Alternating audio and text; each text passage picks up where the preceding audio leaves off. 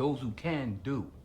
Those who can't talk about those who can. Now, can you or can you not? Or you just want to sit on the sideline and talk about other people? Or can you step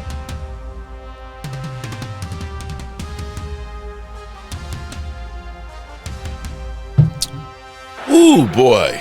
Good morning, good people. Mark Holmes here. And of course, as always, I want to say thank you all for watching, commenting, subscribing, and being part of the Joe Boo Sports Report. Without you guys, as well as you ladies, you know that this literally does not work. Hope everybody's having a great day. Not sitting at my normal desk over here because we're doing some work with the computer being back. They kind of screwed up. This is kind of crazy because Mike picked up my computer from Micro Center. They gave him the wrong computer. They gave me somebody else's computer. I get here, get it all hooked back up, and realize that ain't mine. Adam, I took your computer back. But it went back, picked up my computer, but they ended up keeping the little receivers that go into it for my wireless keyboard and mouse that's over there. So I've got to get some new ones.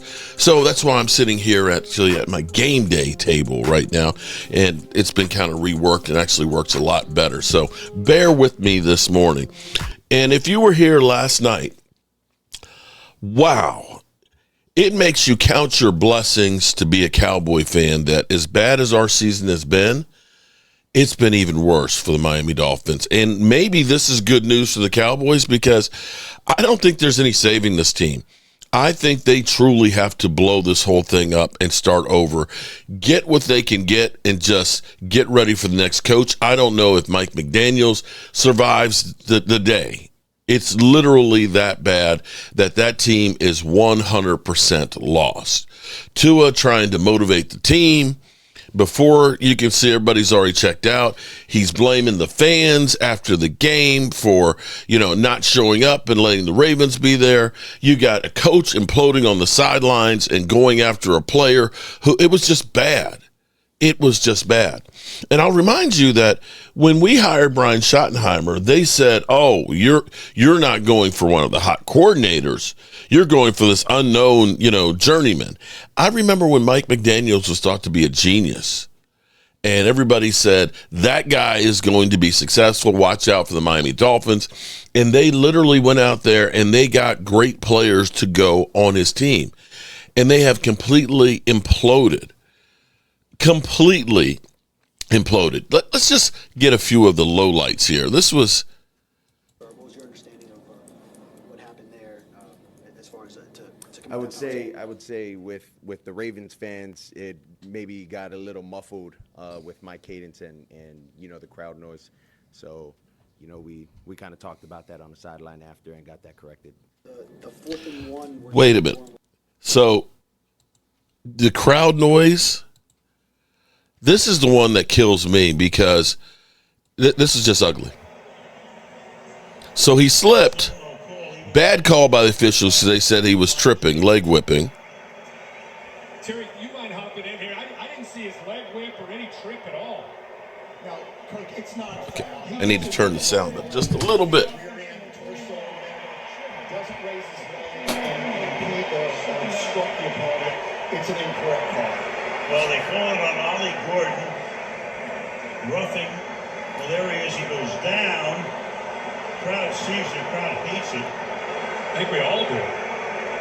Glad Terry said that with conviction because I didn't see anything. As bad as that was, look what the coach did. To trip him. Yeah, that had been He slipped. Ollie Gordon slipped, but that was that team. That kind of year. Rookies frustrated and a big play to trip him. That is just about as bad as it gets. But look at this. This is the pregame hype. Hey, we got 60 minutes. 60 minutes tonight. 4 hours of pain. 4 hours of making us feel you.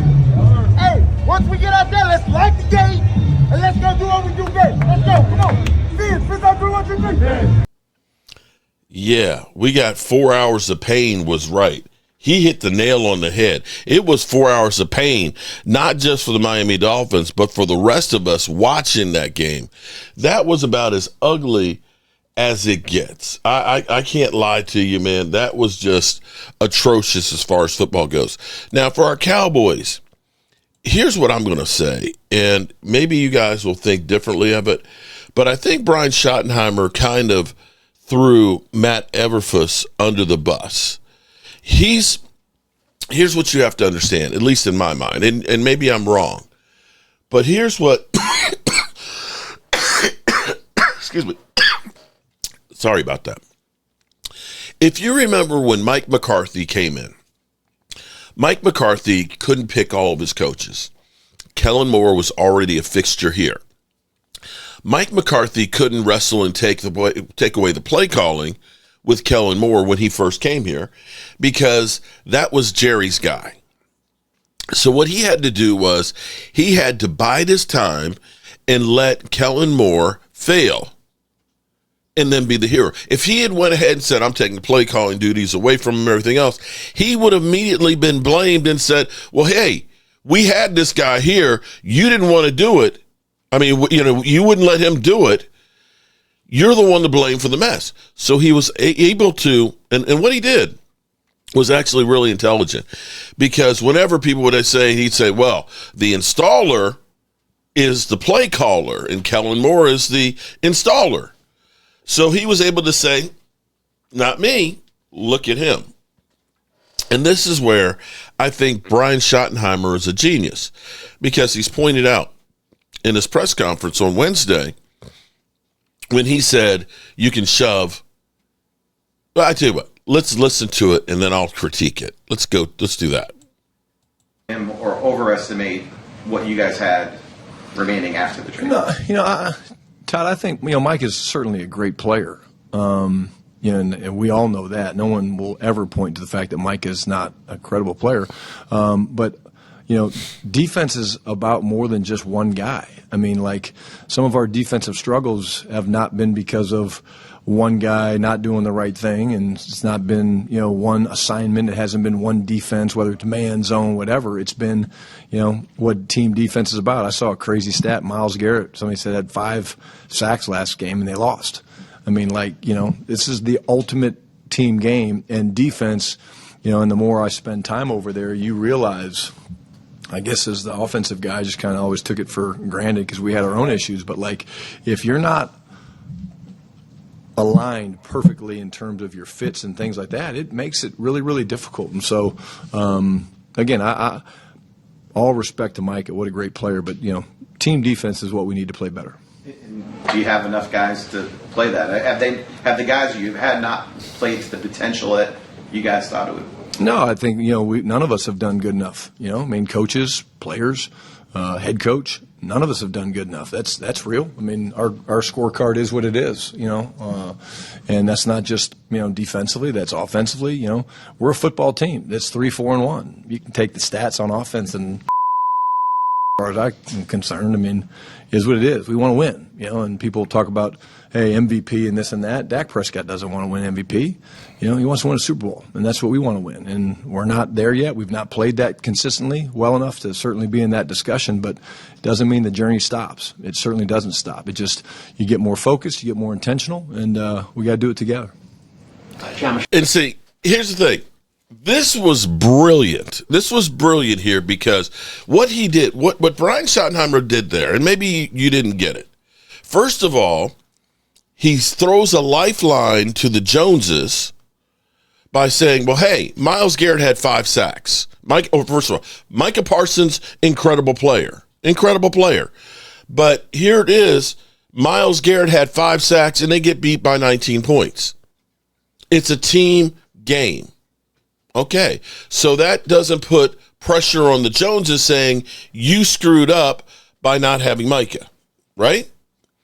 So then the thing is well, when he says you can take the offensive stats and shove them up the ass, that's a way of saying, look what I've done on my side of the ball.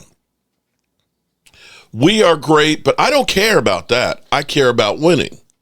Well, your side of the ball has done pretty much everything it can to win. Where the problem is Matt Eberflus.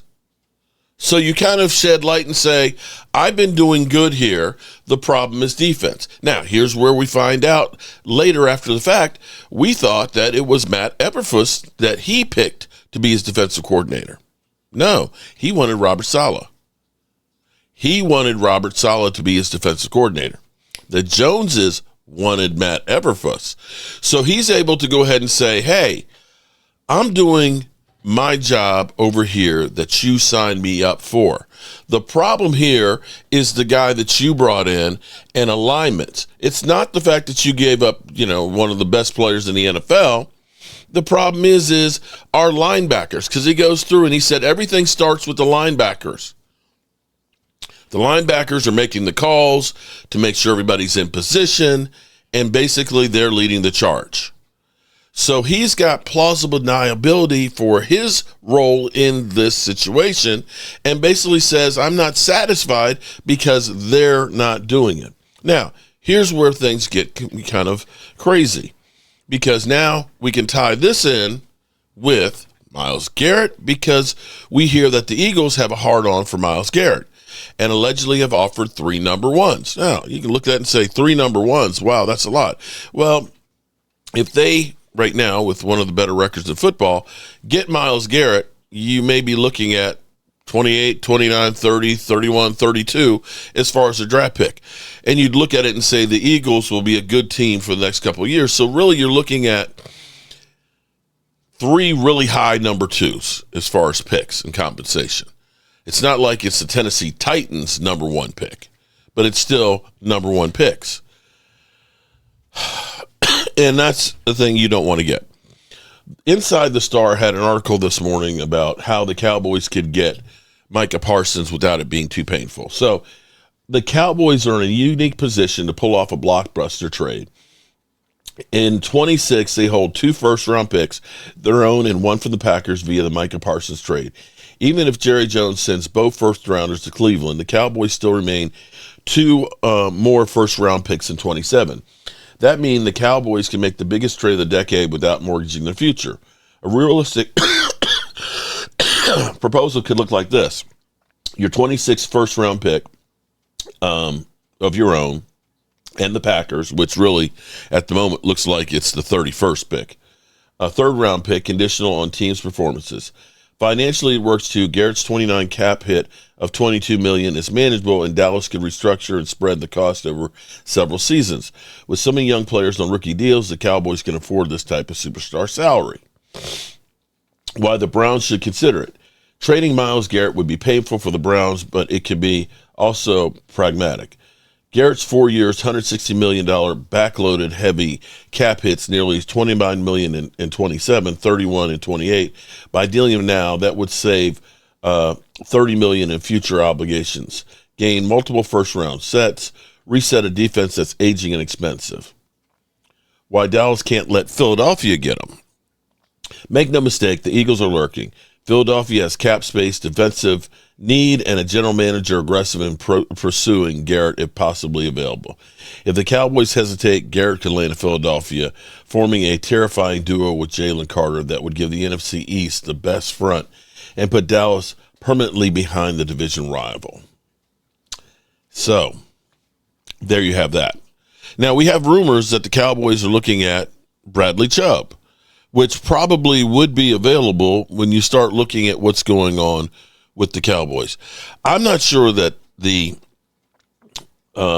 Cleveland Browns trade away Myles Garrett. I'm not sure that they do that. I'm not sure that we're going to see the mega moves that everybody wants to see happen. I'm just not sure that that happens. But then again, stranger things have happened. It used to be that nobody made trades and stuff before the trade deadline. Now it's become almost as big as the damn draft, as everybody is going through and trying to figure out who's going to be traded and seeing if there are any mega moves.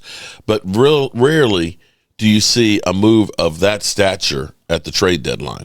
I mean, we've seen Von Miller, but that was a 3rd-round pick. We're talking about multiple first-round picks for a generational talented guy. So we'll have to wait and see if all that happens. For the Cowboys, I think at this point, because of what Jerry Jones did with his press conference of basically saying, the money coming in from oil and gas is more important than me fixing the defense. I really think that he has to make a move just to kind of calm the waters here, Cowboy fans, because Cowboy fans, we're pissed. We're pissed when we hear, we can't afford a player, and then we got people talking about trading George Pickens, one of the few bright spots that we have. It seems like anytime we get something good going, we got to get rid of him. Oh, we can't afford him. And then you hear the Eagles talking about, having a hard-on for Myles Garrett, and it's like, what are we doing? Is it the mismanagement that is so bad that we can't do shit? Yet the Eagles are constantly making moves left and right that are leaving us, in the basement. So we'll see where that goes. Let's go to Get Up because they're going to have that discussion exactly right now. And a quote from Jerry Jones that is getting a lot of response, not only from fans, but also from his quarterback. Earlier this week, Jerry Jones admitted that he has been very busy with his natural gas business and his interests there, too busy to spend time trying to fix his team's sputtering defense. This is an interview he did with the Wall Street Journal. He said, there's $100 billion in present value with natural gas out there. That's why I'm talking to you on the telephone rather than trying to fix our defense with the Dallas Cowboys. Dak Prescott was asked about that yesterday. Right, you read the comment, and being honest with you, I don't know the full context of it. I do know that a piece of it, and but being a fan and you just read that or hear that, yeah, of course, especially right as many fans are and do, and thankful that they do live and breathe by this team. Yeah, that can definitely be frustrating, but in that sense, I would just say, like, the guy's never really lied about who he is or what he's trying to do, and I think right there is just, hopefully he was talking about in that one particular moment. Maybe in those 5 minutes, this is what he was alluding to, and having a chance at $100 billion opportunity. I think you might take 5 minutes as well and go answer a call. So hopefully that's what he means, right? And but I can see I can be frustrating. Once again, for us as players, we can control. I know that Dak bite was long, but we felt important that we played the entire thing for you so you had the full context, so it cannot in any way seem as though, and we would never have wanted to take anything he said out of context. I wanted Mike Tannenbaum, our general manager, in this conversation. That's just bad. Now, he's talking about 5 minutes. I don't know much about making $100 billion, but I have a feeling you don't do that in 5 minutes. So, Jerry Jones, if this was Woody Johnson or Robert Kraft or any of the other owners in the NFL, you'd say, oh, great, go make your $100 billion. But Jerry Jones is also the general manager of that team. So can you describe to us, the trade deadline is next Tuesday.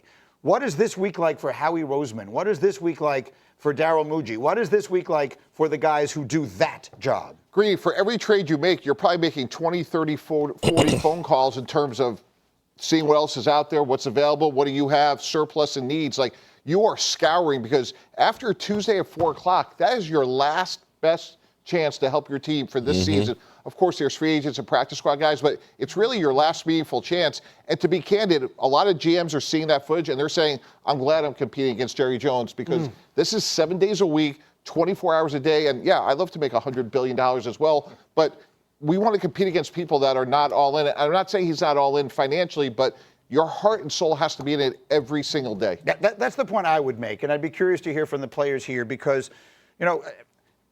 yes, he's a businessman. He should do business. We all saw Landman. That's awesome. I'm delighted for him that he found this opportunity, made all of this money.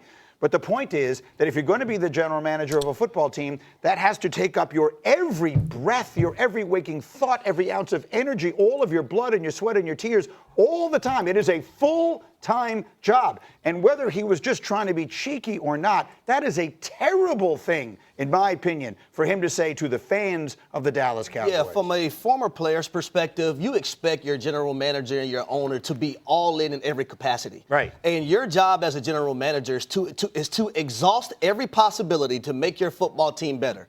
So I don't know why Jerry thought it was a great idea to just state that out loud. Like, if you do feel that way, you can keep it to yourself. You don't have to tell it to everyone. Maybe Jerry knows we're going to talk about it. I don't know. I don't get it. I get it. I don't get it either. Instagram, look anywhere. Capitalism. Who's got the most money? Who's got the most crap? Who's got the most stuff? I'm going to show you everything that I got. This is Jerry being Jerry, and a lot of people are going to celebrate this. Say, oh, $100 billion. That's awesome. To your point, Howie Roseman's on a bye week right now, should be somewhere in Puerto Rico or Mexico. He's dealing for Michael Carter and a 7th-round pick and John Mechie. He doesn't sleep. This is what he's thinking about. Right. Jerry right now is saying what everyone wants to hear because money is everything. But the truth is, if you're a Cowboys fan, you're like, can't we talk about getting a backup tackle or a defensive lineman? It's not just one position on defense. It's the multiple. Defensive line. Right. It's the linebacker area. It's the secondary. You need players at all three levels. So you should be making calls about. I'd say a lot of people are looking at me like Jerry's a baller.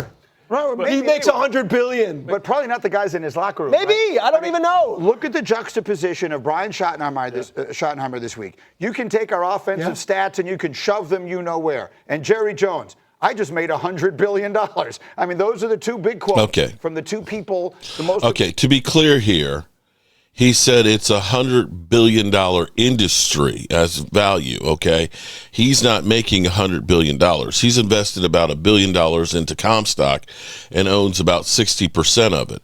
He's trying to get a piece of that. So it's not that he's making $100 billion himself, but he is trying to get the lion's share of that. Important people running the Dallas Cowboys. They have a new practice facility coming. That's good for everybody. Push it back to the team. But, I mean, Jerry Jones is showing you how the sausage is made, right, so to speak. Like, usually people don't show you that, pause, right? Usually people don't show you that and talk about the details of the business side of how you operate and support your team.